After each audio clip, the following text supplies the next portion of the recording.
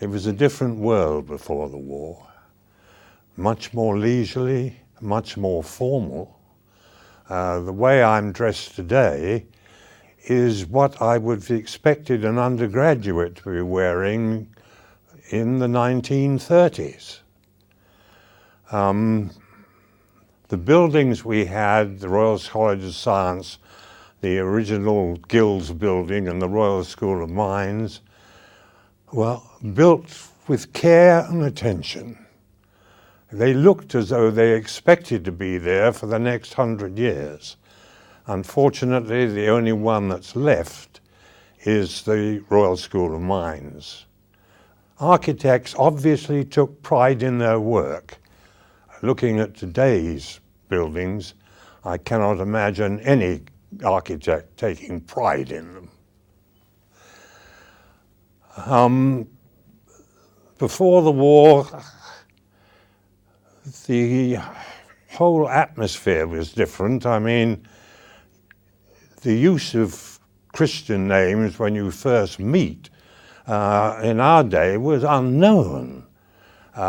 You addressed each other, if you were equals, by your surname, and if you were addressing someone who was older than you or occupied a higher position than you, it was Mr. And the skilled tradesman, the butcher, the baker, you always referred to him as Mr. Prices were entirely different, of course.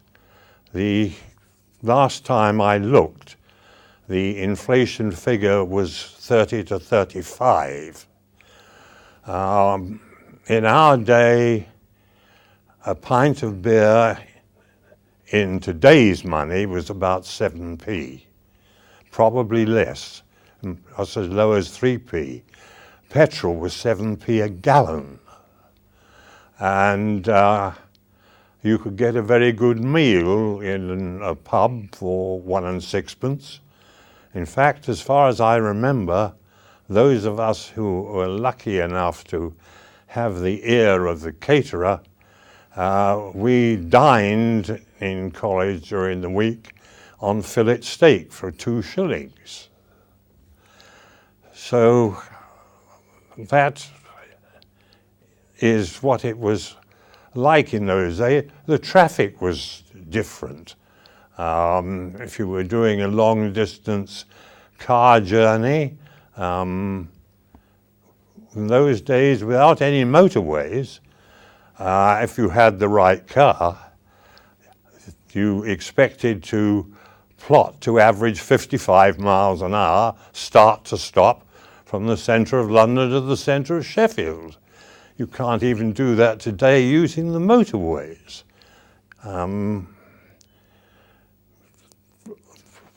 You were talking about if you took a bus in those days.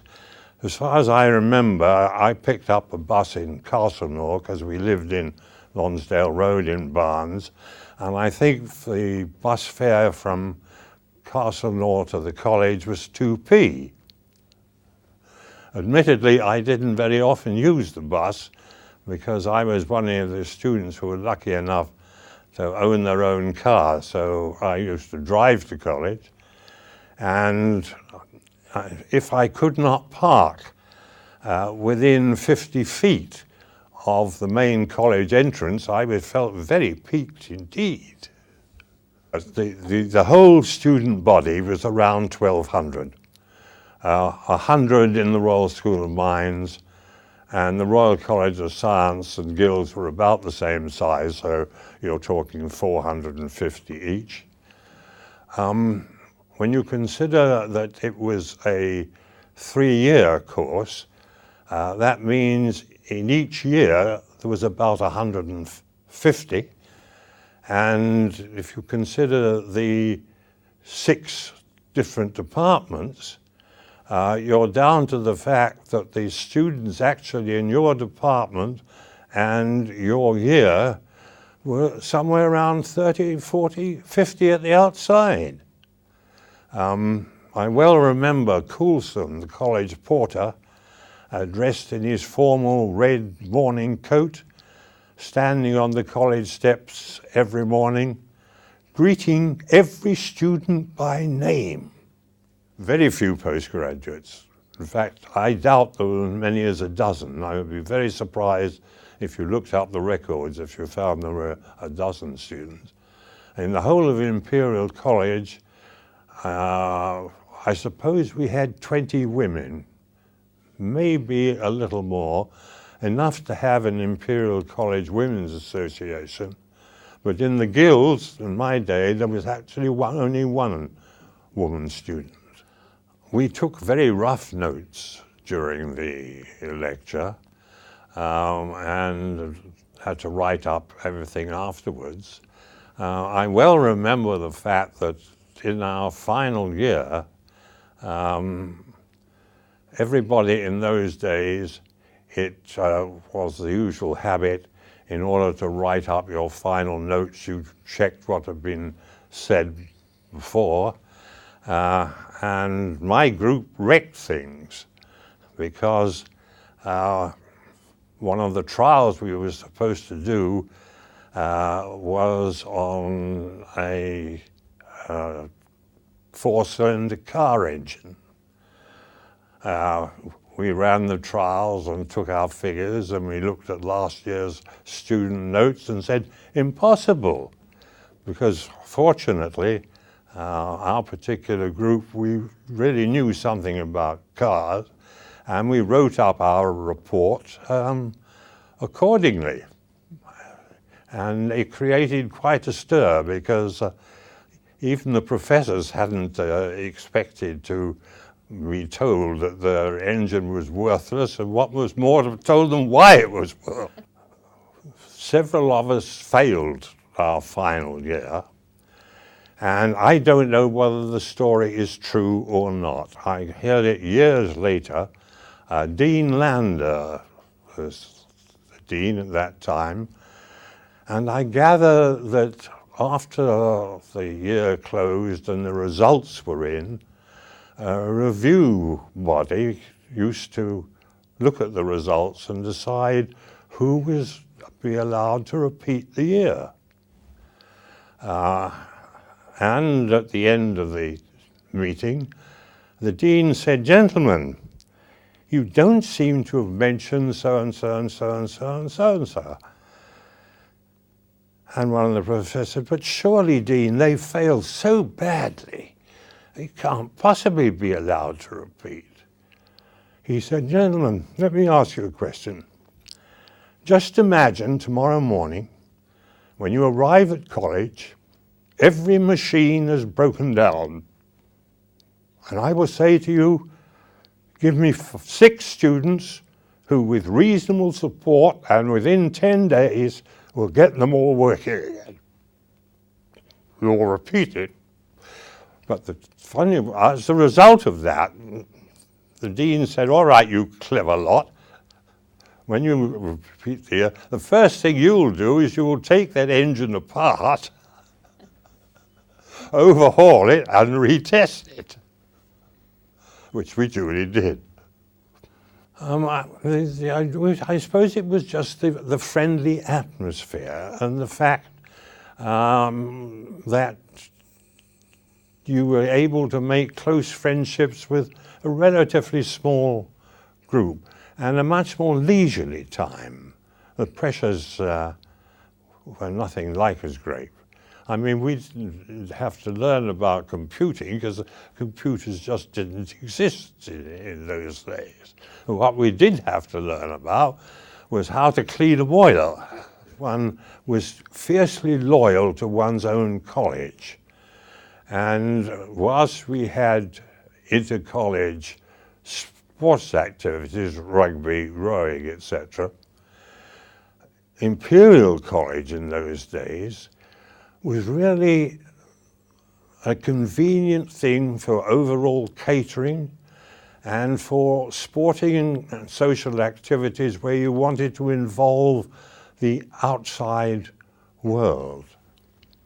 But otherwise, as far as your normal social,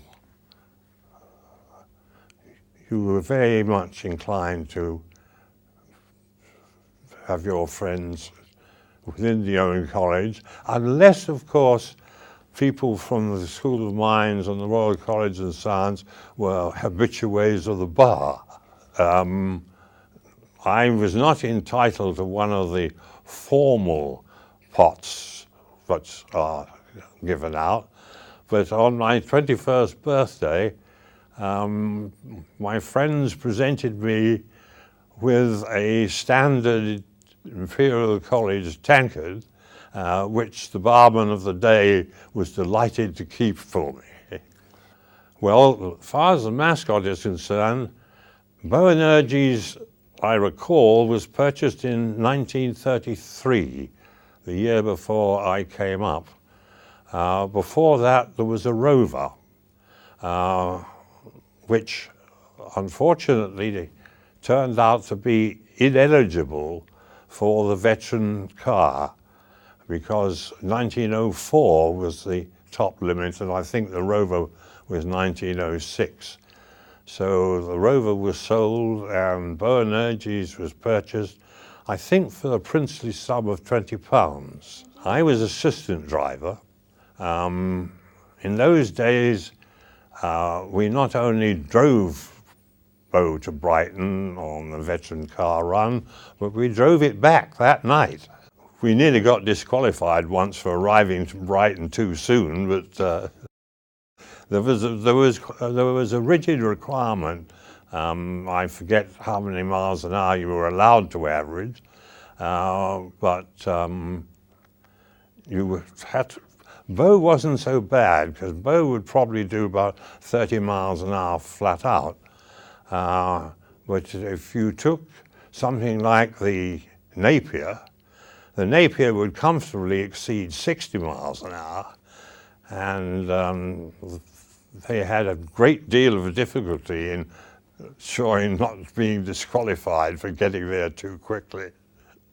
My family wanted me to go to prep school, boarding school, and I insisted on selecting a school, and there were few of them at that time who played rugby in the prep school.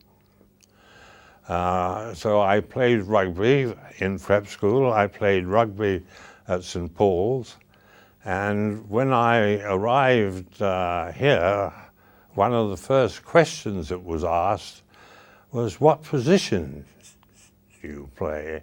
And I say, well, either fullback or three-quarter. Ah, fullback. And they were very short of people who used to that position, so it didn't take me very long to be playing for the first IC team. It's difficult for me to remember exactly who we did play, but they were on a fairly high level, and very often somewhat senior to us in age. Metropolitan Police was one of our opponents, I do remember.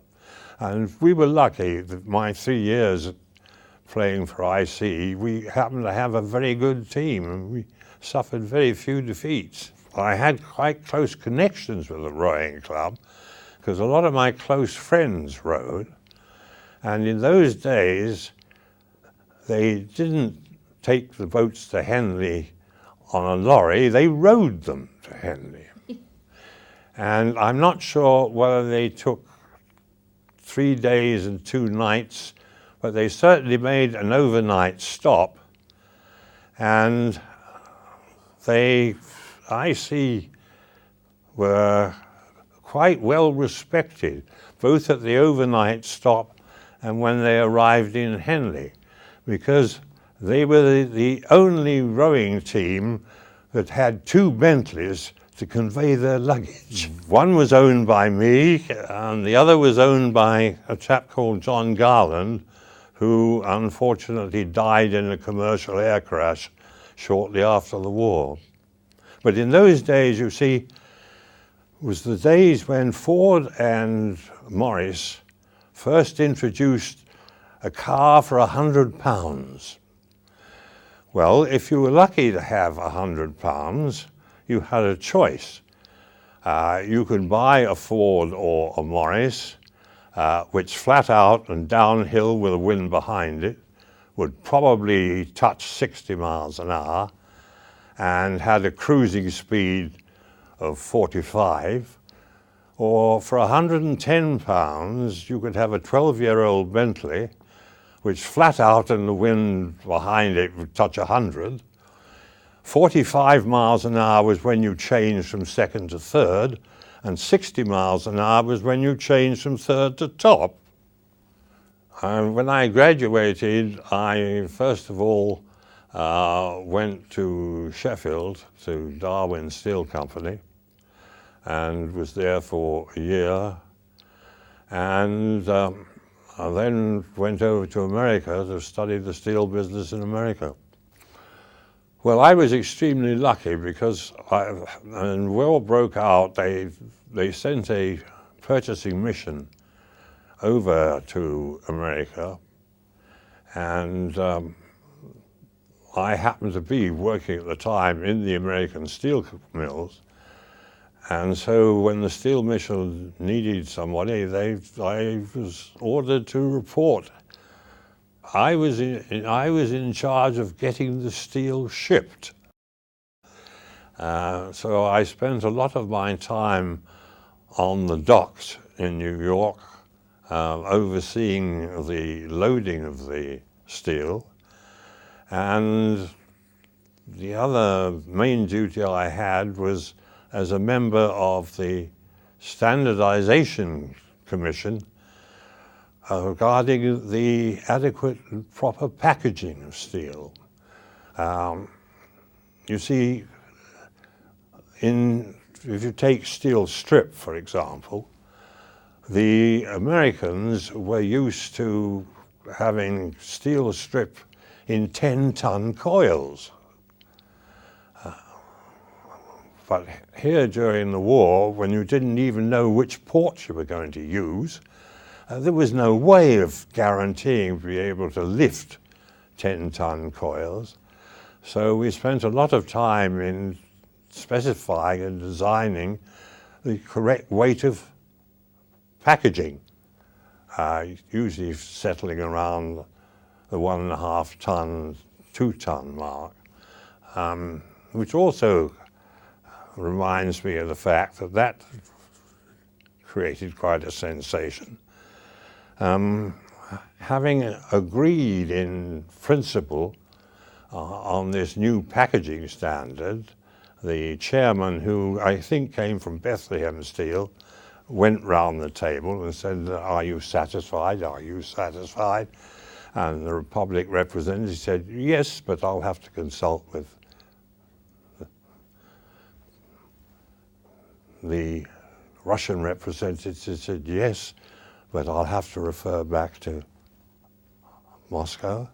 He came round to me and I said, "We're satisfied." He said, "What, Mr. Knight? You're saying the British government is satisfied?" I said, "If I couldn't, they wouldn't have sent me."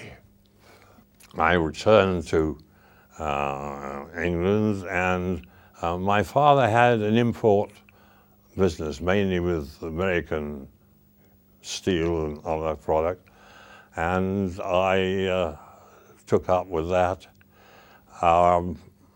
It wasn't easy importing anything in those days. One of the products that I happened to pick up myself whilst in America was a firm called C.A. Norgren, who were in the compressed air industry. And over the years, that became my principal field of endeavor. So then everybody thinks that compressed air is that horrible noise as they dig up the streets. What nobody seems to realize is that if the air compressor disappeared tomorrow, the world comes to a stop. You can't milk the cows, you can't go to the dentist, your whole electricity system fails, you can't pump petrol or diesel. In fact, you can't even stop a train or car. because compressed air is so widely used. I was not in the compressor side of the business. I was in the air treatment side, that is, controlling the pressure, controlling the filtration of the air, lubrication of the air, layout of the air main system, and that sort of thing. The association made one very serious mistake. It used to be known as the Old Centralians. Some years ago, they decided that in order to try and attract more members of staff, and the fact that young students weren't quite sure what those Centralians meant, what it meant is we were originally the Central Technical College, hence the Old Centralians, that the name ought to be changed. So they changed the name to the City and Guilds College Association. They've now had the carpet firmly whipped out from underneath them because the City and Guilds no longer exists on paper. And I maintained, being wise, I was wise before the event, that they never should have changed the name. I was president of the association, I think, in around 1972, somewhere like that. I have been and still am closely involved with the annual dinner, dating back, I suppose, to sometime in the middle 1950s. I'm a founder member of the Old Centralians Trust, which is our charity arm, and I think the only other surviving founder member is Professor Schroeter. Our primary purpose is to provide financial assistance to any student, undergraduate or postgraduate, who through no fault of their own finds themselves in financial difficulties. That is our primary purpose. But we also support various sporting and other activities of the college. We support the Imperial College Boat Club. We've supported tours by the rugby club and other clubs. And we've supported students' social events on occasions.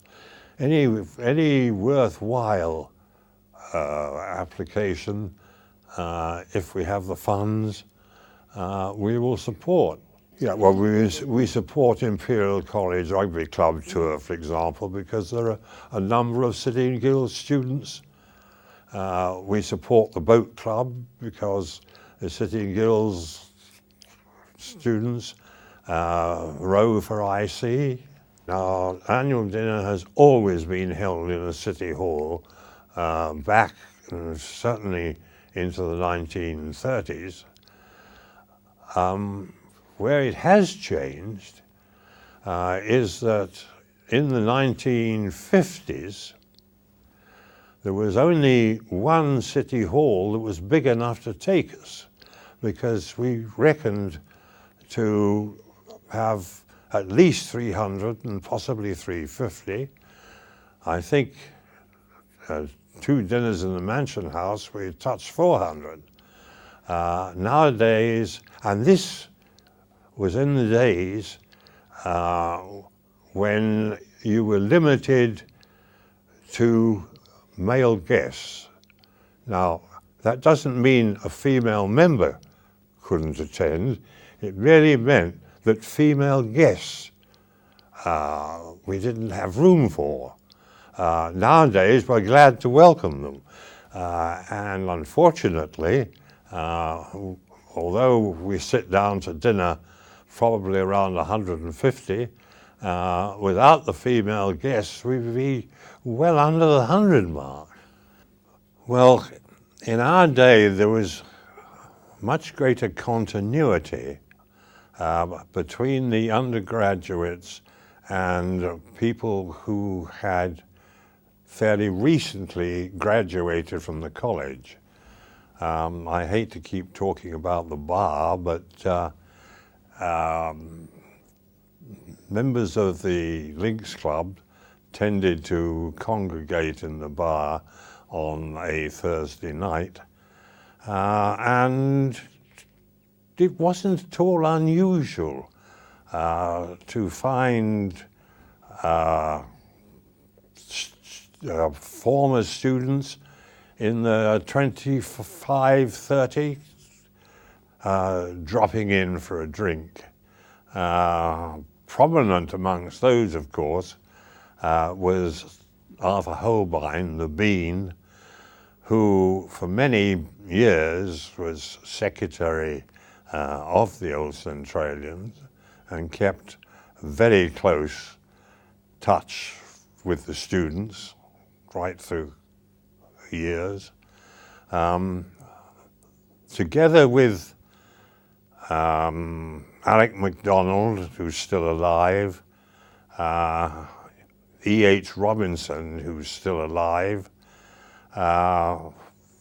We three are probably the only ones who actually knew some of the founder members of the Links Club. Most active of which, of course, was John Millard, who kept in close touch with the college all throughout his career. It is a great pity that today there isn't quite such close contact between students and former students as there used to be. After all, the whole purpose of the Students' Association is to act as a guiding hand to those who are just coming out into the cruel commercial world. Well, the Links Club was founded in 1926, if I remember correctly, and it was supposed to be formed of sportsmen in every sense of that word. And its original purpose, and still is its purpose today, I suppose, was to be mutually supporting and to be of whatever assistance we can be to members who are still at the college, and support, if we can, any worthwhile activity. The war, unfortunately, created a bit of a hiatus, as was inevitable, and I don't think it's ever been as closely knit amongst the post-war students as it was among the pre-war students, and when I say pre-war students, I mean both at the college and who were formerly at the college. Like so many things, because of the war, things have got forgotten. The chain was never intended to be endless. The original intention was that when a member died, the link was removed, because the link is broken.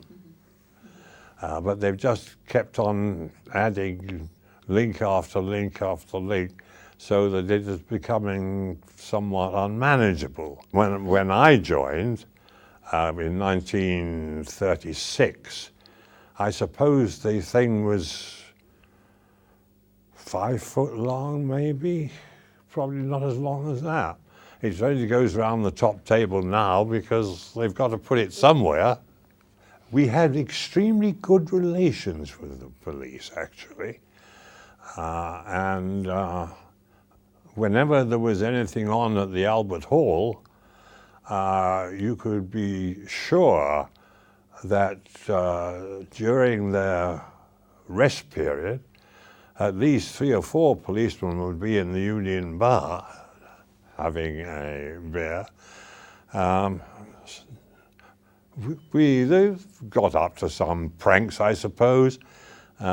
One famous one was when the Pelican, as they were called in those days, the Belisha beacons first came in. The students organized a walk from Albert Hall into Kensington Gardens, and there was something like 25 minutes before finally somebody decided that the queue had to be broken and let the traffic proceed. We also had some fun with the police, because there was a time when we had a 20-mile-an-hour speed limit in this country, no matter where you were, and they finally dropped that in the 1930s, and there was no speed limit. You could be had for dangerous or careless driving, but there was no speed limit. But naturally, a number of idiots did stupid things, and so they brought in the 30-mile-an-hour limit. Outside that, unlimited. And in those days, they had a police trap in Exhibition Road. And there was a policeman who stood outside what was then the Huxley building, and one with a stopwatch roughly at Prince Consort Road, and then slightly further up was the third policeman. Well, the first policeman, if he thought you were exceeding 30 miles an hour, he flashed his handkerchief. The second policeman tripped his stopwatch. As you passed him, he tripped it again. And if you were exceeding the 30-mile limit, the third policeman stopped you. Well, this was just too tempting. The usual trick was you made absolutely certain that you passed the first policeman at 35 or 40 miles an hour. If he waved his handkerchief, you simply stopped in front of the college, and frustration all round. If he didn't wave his handkerchief, you just kept going, and you passed the second policeman about 50 miles an hour, and there was nothing he could do about it.